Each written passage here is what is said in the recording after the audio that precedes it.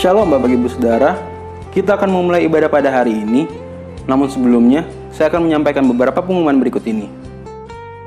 Fellowship PBMCC akan diadakan pada hari Minggu, 7 Maret 2021, pukul 17.30 sore melalui aplikasi Zoom dengan tema Sehat Hati.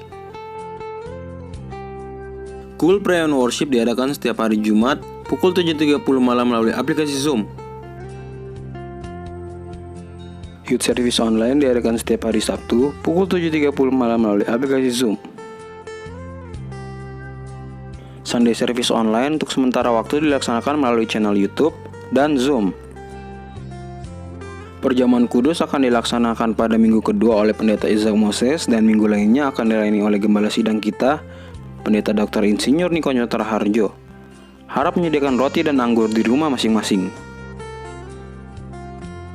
Untuk pelayanan pastoral, sementara waktu dilakukan melalui telepon dan WhatsApp. Untuk perpuluhan, misi, penginjilan, ucapan syukur, diakonia, dan lain-lain dapat ditransfer melalui rekening BCA berikut ini. Mari kita dengarkan firman Tuhan yang luar biasa.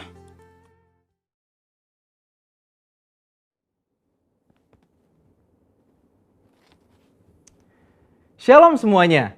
Di dalam Voice of Pentecost hari ini, kita akan membahas seorang tokoh yang luar biasa di dalam Alkitab.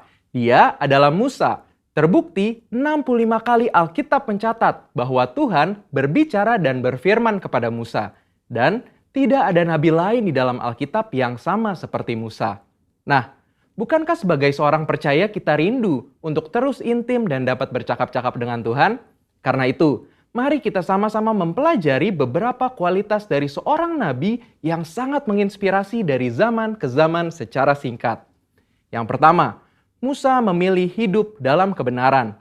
Dalam Ibrani 11 ayat 24-26 dijelaskan, karena iman, maka Musa setelah dewasa menolak disebut anak putri Firaun. Karena ia lebih suka menderita sengsara dengan umat Allah daripada untuk sementara menikmati kesenangan dari dosa. Ia menganggap penghinaan karena Kristus sebagai kekayaan yang lebih besar daripada semua harta Mesir. Sebab pandangannya ia arahkan kepada upah. Yang kedua, Musa rela diproses Tuhan. Setelah Musa melarikan diri dari tanah Mesir, ia hidup dengan sangat berbeda di tanah Midian sebagai pendatang. Selain itu, Musa juga mengalami perjumpaan pribadi dengan Tuhan dan mengenal Allah secara pribadi. Pengalaman-pengalaman ini adalah proses yang Musa jalankan untuk mempersiapkan dirinya menjadi pemimpin atas umat pilihan Tuhan. Musa meresponi perintah Tuhan untuk membawa dan mengajar bangsa Israel hidup dalam destiny yang sudah Tuhan tetapkan, yaitu menjadi bangsa yang sulung, yang akan beribadah kepada Tuhan dan yang akan melahirkan juru selamat. Musa sadar bahwa kehidupan dan apapun yang ia miliki adalah untuk menghidupi panggilannya. Yang ketiga, Musa taat penuh kepada Tuhan. Ketaatan adalah suatu ciri khas kepemimpinan dan gaya hidup dari Musa. Saat ia menerima perintah atau firman dari Tuhan, ia akan sampaikan kepada banyak orang. Dan setelah itu, ia pastikan agar perintah itu dilakukan dengan baik. Dalam berbagai kesempatan, Musa hanya mau mengambil tindakan jika memang Tuhan perintahkan demikian. Ini adalah suatu sikap penundukan diri yang luar biasa kepada Tuhan. Musa selalu menempatkan Tuhan sebagai pemimpin utama atas bangsa Israel, dan ia sebagai hambanya. Yang keempat, Musa selalu ingin adanya penyertaan Tuhan. Ketika bangsa Israel melakukan penyembahan kepada patung lembu emas, Tuhan memutuskan bahwa ia tidak akan berjalan bersama bangsa Israel ke tanah perjanjian, tetapi malaikat yang akan menuntun mereka. Apa reaksi Musa? Dia menolak untuk dituntun oleh malaikat, tetapi hanya mau dituntun oleh Tuhan.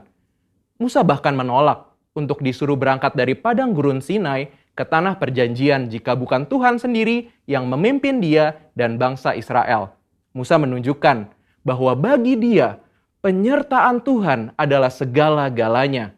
Yang kelima, Musa mengejar hadirat Tuhan sekalipun ada resiko. Musa pernah meminta untuk melihat Tuhan di dalam kemuliaannya. Pada zaman itu, permintaan ini sangat beresiko, karena siapapun yang melihat Tuhan beresiko mati, karena karya salib Kristus belum terjadi. Pendeta Tommy Tenney dalam buku God Chaser menuliskan, bahwa jika kita ingin benar-benar melihat Tuhan, kita harus siap mati. Mati atas keinginan duniawi, mati atas hasrat dosa, dan hidup bagi Kristus. Yang keenam, Musa bersyafaat bagi bangsanya. Salah satu tindakan Musa ketika Tuhan begitu marah kepada bangsa Israel yang melakukan dosa adalah dia bersyafaat bagi bangsa Israel.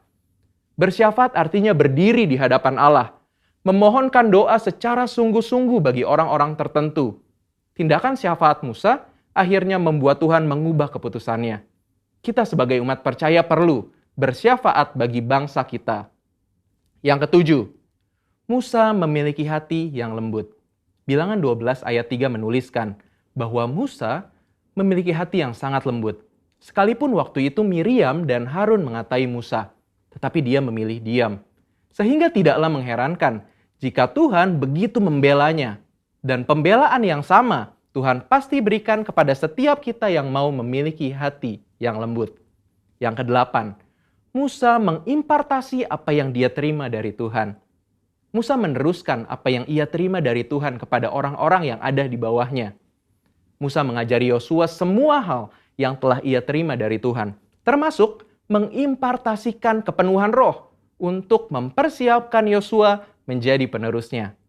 Jadi, kita sudah mendengar kualitas Musa yang patut kita contoh.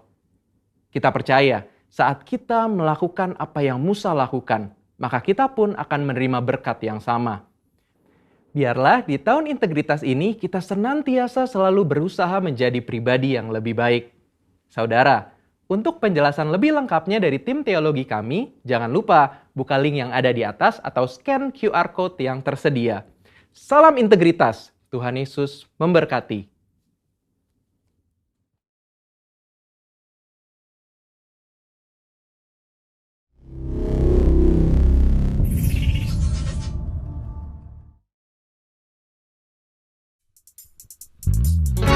Berapa banyak kita yang siap memuliakan Tuhan hari ini?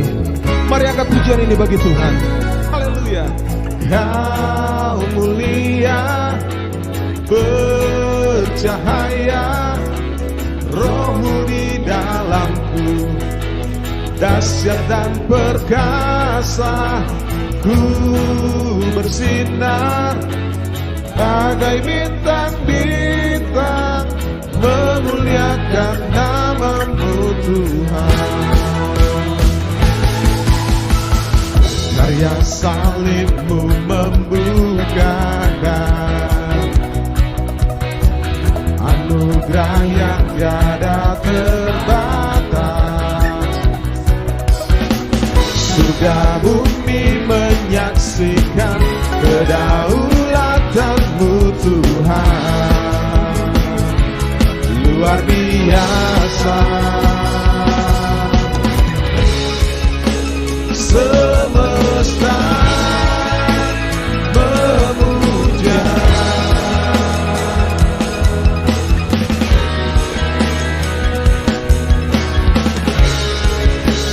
hatiku menyembah.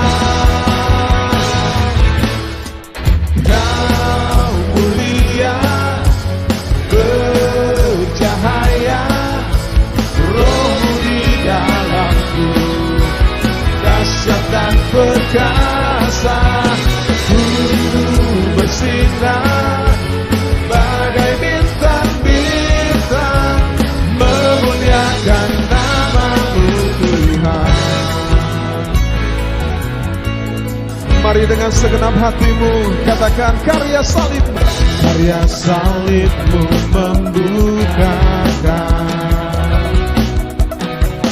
anugerah yang tiada terbatas. Surga bumi menyaksikan kedaulatan-Mu Tuhan. Luar biasa. Kau mulia, bercahaya, Roh-Mu di dalamku, dahsyat dan perkasa, ku bersinar bagai bintang-bintang,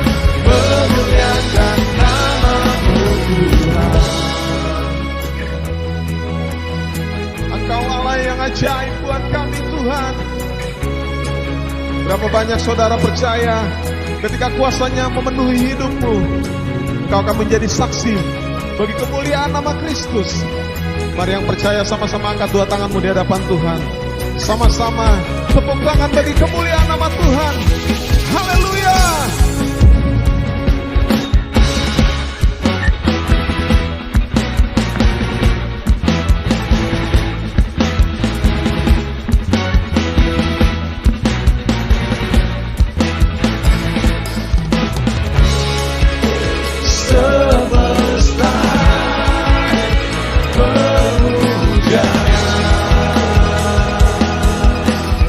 Katakan hatiku menyembah, hatiku menyembah.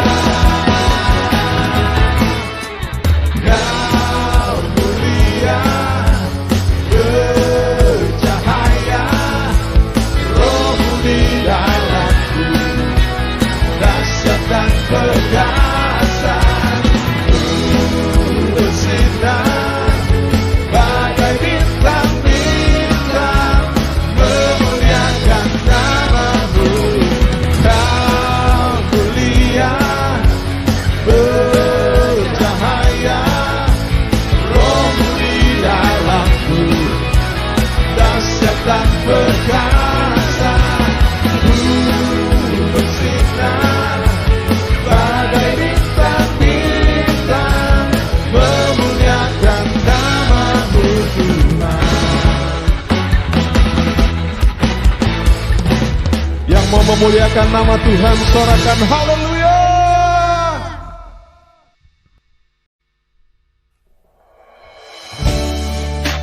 Kami angkat hati kami hari ini bagi Tuhan, mengucap syukur buat semua kebaikan-Mu. Kami rindu biar hidup kami terus dipenuhi oleh Roh-Mu ya Aba. Mari biar setiap kami diubahkan menjadi seperti Engkau. Haleluya. Bapa Kau setia,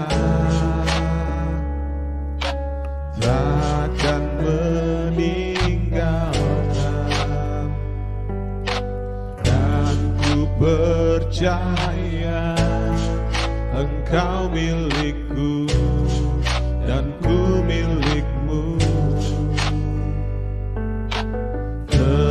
Kerinduanku tinggikan nama-Mu, karena ku tahu Engkau dalamku dan ku dalam-Mu. Ubah hatiku seputih hati-Mu, setulus salib-Mu, kasih-Mu Tuhan. Biar mataku seperti mata-Mu, pancarkan kasih-Mu. Ku mau jadi seperti-Mu.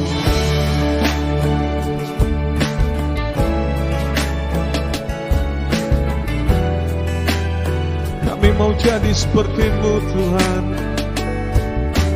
Bapa Kau setia, takkan meninggalkan, dan ku percaya Engkau milikku dan ku milikmu. Kerinduanku tinggi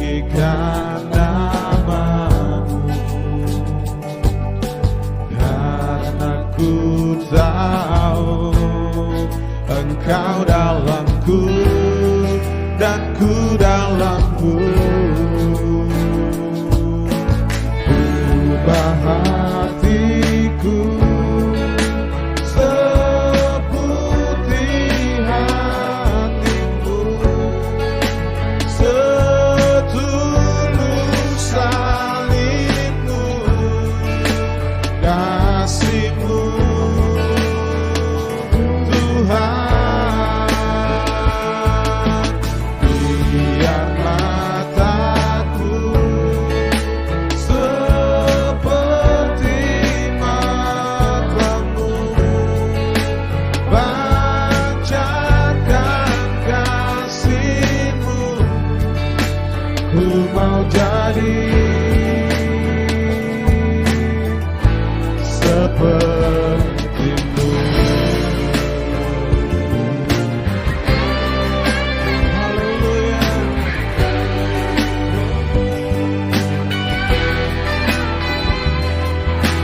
Kami bersyukur sebab kasih setiamu itu besar atas kami.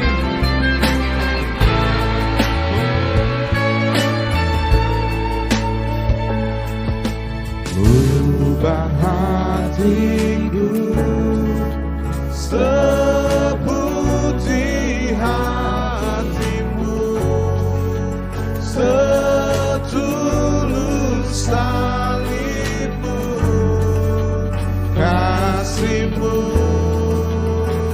Tuhan.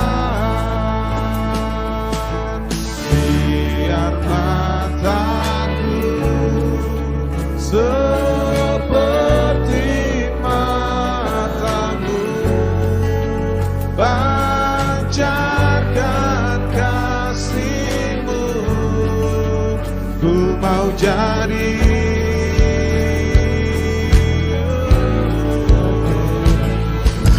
ubah hatiku seputih hatimu, setulus salibmu, kasihmu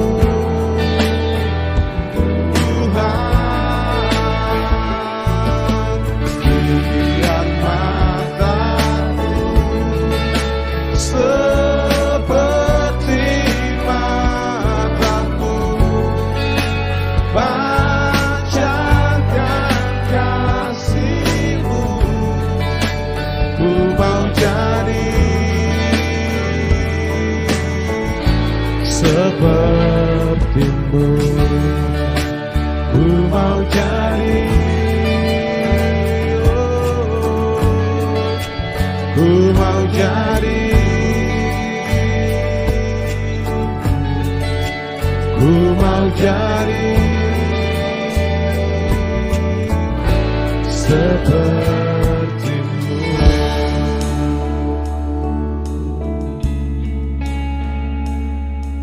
Haleluya.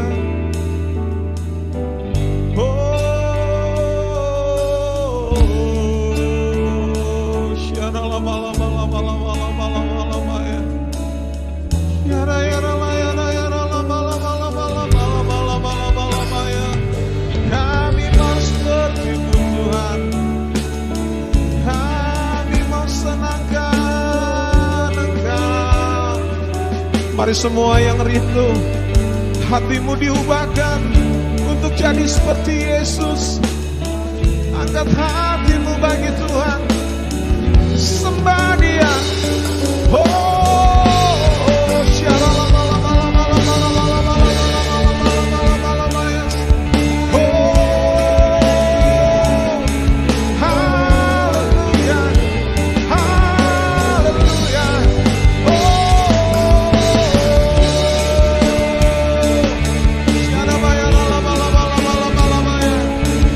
Mari sambil angkat tanganmu di hadapan Tuhan, katakan bersama-sama.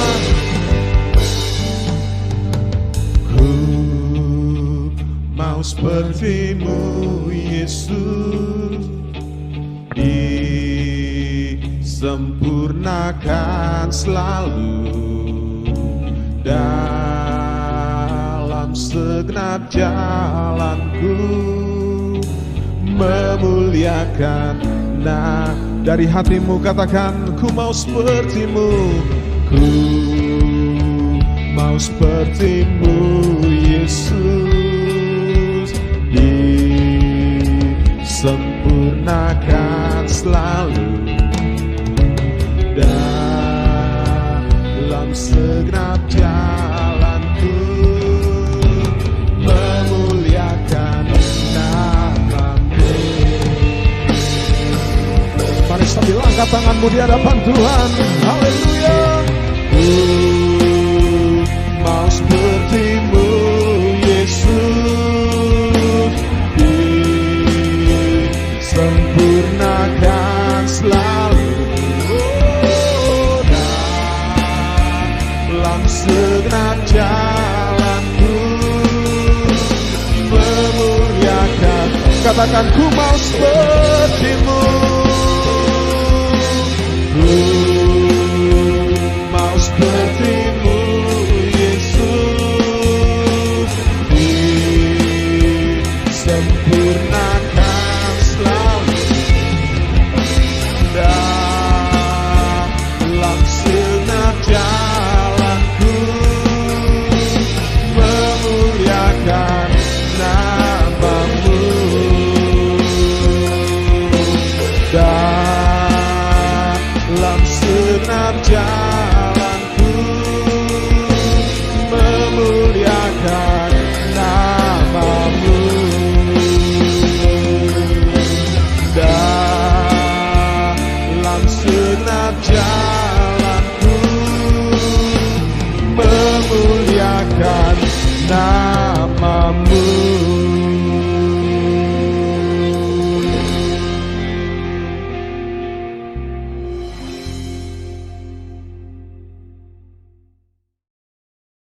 Salam miracle buat Bapak Ibu Saudara sekalian, dimanapun saudara sedang ada dan sedang mengikuti ibadah ini. Saya hari ini mau berkata, karena Tuhan Yesus baik, mari kita terus bangun keintiman. Mari kita terus cari Tuhan. Mari kita terus serahkan hidup kita, biar tetap dipimpin oleh Tuhan. Saudara, hari ini kita akan belajar satu bagian dari firman Tuhan. Kisah dari seorang tokoh besar di dalam Alkitab Perjanjian Lama. Tokoh ini adalah seseorang yang pernah membawa bangsa Israel pada masa raja-raja itu mencapai kondisi yang sangat luar biasa. Kerajaan Israel sangat ditakuti. Kekuasaannya begitu besar. Raja ini begitu masyhur namanya. Dan Alkitab berkata bahwa dia memimpin bangsa ini. Dia berjalan dalam kekuasaan Tuhan. Namun di tengah keadaan yang seperti itu, kejayaan, kemasyhuran, kekuasaan yang begitu hebat, ada pengalaman-pengalaman yang miris yang juga dialaminya. Saya melihat bahwa ternyata hidup kita ini di kondisi seperti apapun, atau dalam peran tanggung jawab kehidupan yang sepertinya ada di atas ataupun mungkin di bawah, kita akan selalu mengalami keadaan-keadaan yang miris dalam hidup ini. Nah, namun dalam kisah atau cerita atau Mazmur ini, kita akan belajar bagaimana supaya hidup kita itu bisa tetap mantap di tengah keadaan yang seperti itu. Saya akan baca ayat kunci dari Mazmur pasal 55. Serahkan kuatirmu kepada Tuhan, sebab Ia akan memelihara engkau. Tidak untuk selama-lamanya dibiarkannya orang benar itu goyah. Amin. Ada beberapa nasihat-nasihat di sini. Tapi sebelum kita buru-buru melihat nasihat-nasihat itu, sebenarnya masalah apa yang dihadapi oleh tokoh ini? Dan di balik masalah itu, dia dapat berkata bahwa tidak selamanya orang benar dibiarkan goyah. Mari kita lihat sama-sama pergumulan yang pertama. Dari ayat 3 sampai ayat yang ke-8, itu berbagai kemalangan dalam hidupnya itu datang. Dikatakan bahwa karena teriakan musuh, karena aniaya orang fasik. Lalu kemudian juga dikatakan bahwa hatiku gelisah, kengerian maut telah menimpa aku. Aku dirundung takut dan gentar, perasaan seram meliputi aku. Pikirku, sekiranya aku diberi sayap seperti merpati, aku akan terbang dan mencari tempat yang tenang. Saudara, ini sebuah kata-kata yang menggambarkan pengalaman yang tidak sedikit. Begitu banyak kemalangan yang dialami. Sampai ada kata gelisah, ada kata takut dan gentar, ada kata kengerian di dalamnya. Kalimat yang buat saya itu juga menarik untuk kita garis bawahi, yaitu bahasa dia. Seandainya aku diberi sayap seperti merpati, aku akan terbang dan mencari tempat yang tenang. Jadi ada perasaan yang begitu gelisah dalam kehidupan dia. Dia ingin mencari sebuah tempat yang tenang dalam kehidupan dia. Kalau dia ada di zaman Rinto Arab, mungkin dia akan nyanyikan lagunya Rinto. Seandainya aku punya sayap, terbanglah aku. Ku cari dunia yang lain. Untuk apa aku di sini? Ini bahasa galau. Saya nggak tahu apa yang sedang Bapak Ibu Saudara alami hari ini. Mungkin pergumulan pribadimu atau pergumulan keluargamu yang membuat engkau merasa tidak nyaman di tempatmu bahkan. Pertanyaannya, apa yang harus Anda buat? Apa yang harus Bapak Ibu Saudara buat? Karena itu yang akan menolong kita. Saya hari ini berbicara di dalam sebuah persekutuan dan bahasa saya. Respon kita itu lebih penting dari semua keadaan apapun yang kita alami gumuli dalam hidup ini. Penderitaan akan selalu mengikuti yang namanya kehidupan. Tetapi respon saudara dan saya ketika menghadapi berbagai kemalangan dalam hidup, itu yang akan membuat kita tetap berjalan maju. Saya berdoa biar kita makin lama makin kuat bersama dengan Tuhan. Amin.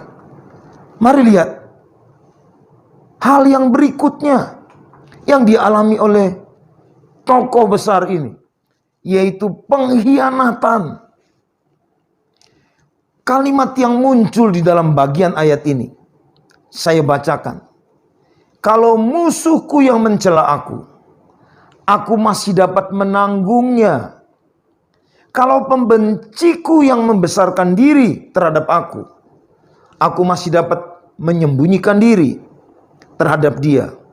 Tetapi engkau orang yang dekat dengan aku, temanku, orang kepercayaanku, kami yang bersama-sama bergaul dengan baik dan masuk rumah Allah di tengah-tengah keramaian. Ternyata di sini Bapak Ibu Saudara, tokoh yang hebat ini berkata bahwa untuk banyak hal, termasuk tantangan dari musuh, dia masih bisa menanggung.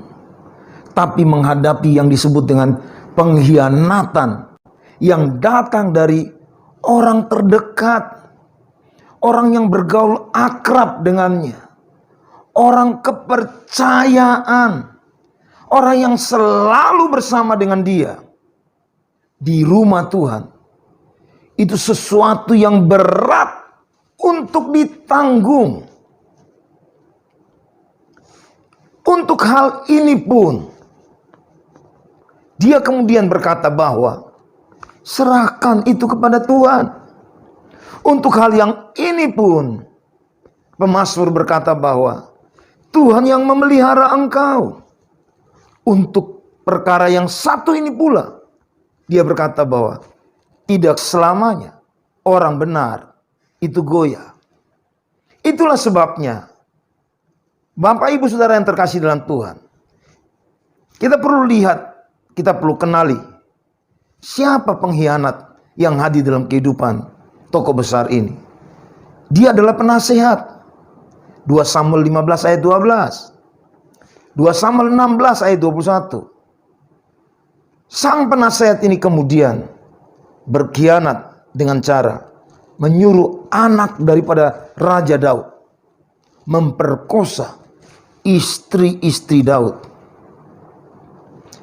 Luar biasa tokoh yang satu ini. Begitu pahit hidup dia sehingga dia menyerang sahabat dekatnya. Nah, saya tidak akan expose masalah itu secara detail, tapi saya harus bilang ini bahasa Daud tentang dia. Orang itu mengacungkan tangannya kepada mereka yang hidup damai dengan dia. Janjinya dilanggar. Mulutnya lebih licin daripada mentega, tetapi ia berniat menyerang. Perkataannya lebih lembut dari minyak, tapi semuanya adalah pedang terhunus. Saudaraku yang terkasih dalam Tuhan, inilah pengalaman yang dialami oleh tokoh besar yang namanya Daud. Saya percaya Bapak Ibu Saudara, kita tarik lebih dekat waktunya dari kehidupan gereja hari ini. Yesus pernah mengalami pengalaman dikhianati oleh orang yang begitu dipercayainya. Tapi hari ini saya harus bilang buat Bapak Ibu Saudara, kalau itu dialami oleh engkau, apa yang harus dibuat supaya benar kita ngalami tidak selamanya orang benar itu goyah? Yang pertama, berseru kepada Tuhan. Kalau saudara dan saya mengakui bahwa Dia pengendali segala sesuatu, bahwa Tuhan berkuasa mengatur seluruh kehidupan manusia, bahkan seluruh kehidupan dunia ini, Alkitab bilang begini, perhatikan aku, jawablah aku. Aku mengembara dan menangis karena cemas, tetapi aku berseru kepada Allah, dan Tuhan akan menyelamatkan aku. Di waktu petang, pagi dan tengah hari, aku cemas dan menangis, dan Ia mendengar suaraku. Mari cari Tuhan, berdoa, cari wajah Tuhan. Lakukan itu dalam hidup kita. Kalau orang berlaku curang atas hidupmu, ada begitu banyak kemalangan yang hadir dalam hidupmu, mari larilah kepada Tuhan, karena Dia yang akan menguatkan engkau dan meneguhkan hatimu. Hal yang kedua, kalimat tadi menjelaskan buat saudara saya bahwa kita harus punya sebuah keyakinan bahwa Tuhan akan menyelamatkan kita. Kita harus punya sebuah keyakinan bahwa pertolongan Tuhan itu akan datang. Ayat 18 bunyinya, Ia membebaskan aku dengan aman dari serangan terhadap aku, sebab berduyun-duyun mereka melawan aku. Allah akan mendengar dan merendahkan mereka. Dia yang bersemayam sejak purbakala, karena mereka tidak berubah. Mereka tidak takut akan Allah. Perhatikan kalimat ini bahwa Tuhan pasti akan membebaskan kita. Hal yang kedua, Dia bukan hanya membebaskan orang-orang yang diperlakukan dengan tidak adil, atau membebaskan orang-orang yang mengalami keadaan yang malang, tapi Tuhan juga akan merendahkan musuhmu. Itulah sebabnya kalimat akhir daripada pesan ayat ini, serahkan kekhawatiranmu kepada Tuhan. Amin. Berseru kepada Tuhan, yakin akan pertolongan Tuhan akan datang dalam hidupmu, dan serahkan kekhawatiranmu kepada Tuhan. Saudara, pada akhirnya Alkitab memberi bukti bahwa orang-orang yang melakukan yang jahat terhadap Daud, Ahitofel, Bapak Ibu Saudara bisa lihat akhir daripada kehidupan dia dalam 2 Samuel 17 ayat 23. Tapi juga hal yang naif, yaitu peristiwa yang berkaitan dengan anak daripada Raja Daud sendiri. Dia mengalami akhir hidup yang naif. Tapi lihat bagaimana tokoh yang luar biasa ini. Dia tidak melihat akhir hidup yang naif itu sebagai bentuk hukuman, dan dia beria-ria atasnya. Dia begitu sedih, berkabung ketika mendengar orang-orang yang melakukan yang jahat terhadapnya itu mati.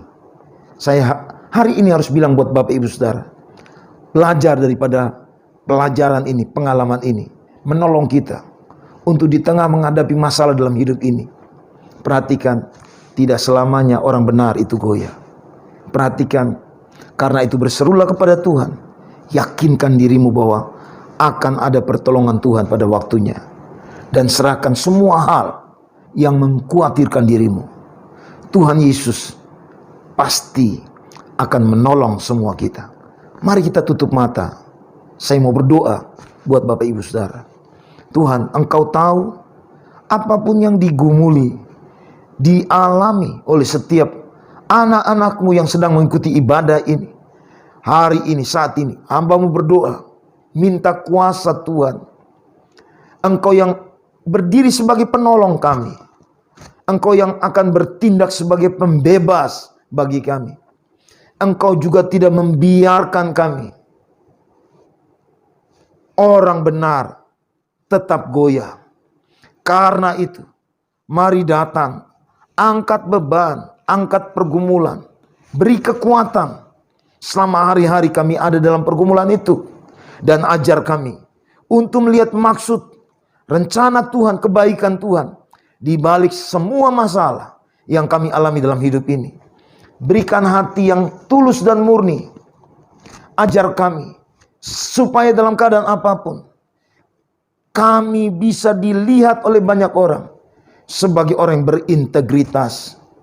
Tuhan Yesus, tolong setiap anak-anak-Mu. Sembuhkan yang sakit. Pulihkan. Angkat. Lepaskan yang ada dalam kemalangan. Dan buat kami melihat sukacita besar. Karena Tuhan tidak selamanya membiarkan orang benar itu goyah. Dalam nama Tuhan Yesus Kristus, hamba-Mu berdoa. Haleluya. Amin.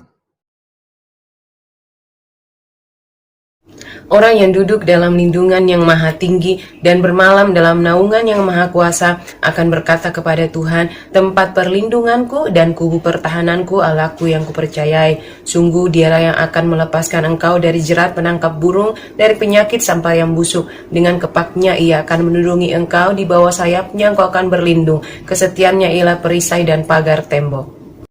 Engkau tak usah takut terhadap kedahsyatan malam, terhadap panah yang terbang di waktu siang, terhadap penyakit sampar yang berjalan di dalam gelap, terhadap penyakit menular yang mengamuk di waktu petang. Walau 1000 orang rebah di sisimu dan 10.000 di sebelah kananmu, tetapi itu tidak akan menimpamu. Engkau hanya menontonnya dengan matamu sendiri dan melihat pembalasan terhadap orang-orang fasik. Sebab Tuhan ialah tempat perlindunganmu, yang maha tinggi telah kau buat tempat perteduhanmu. Malapetaka tidak akan menimpa kamu, dan tulah tidak akan mendekat kepada kemahmu. Sebab malaikat-malaikatnya akan diperintahkannya kepadamu untuk menjaga engkau di segala jalanmu. Mereka akan menatang engkau di atas tangannya, supaya kakimu jangan terantuk kepada batu. singa dan ular tedung akan kau langkai. Engkau akan menginjak anak singa dan ular naga. Sungguh hatinya melekat kepadaku, maka aku akan meluputkannya. Aku akan membentenginya, sebab ia mengenal namaku.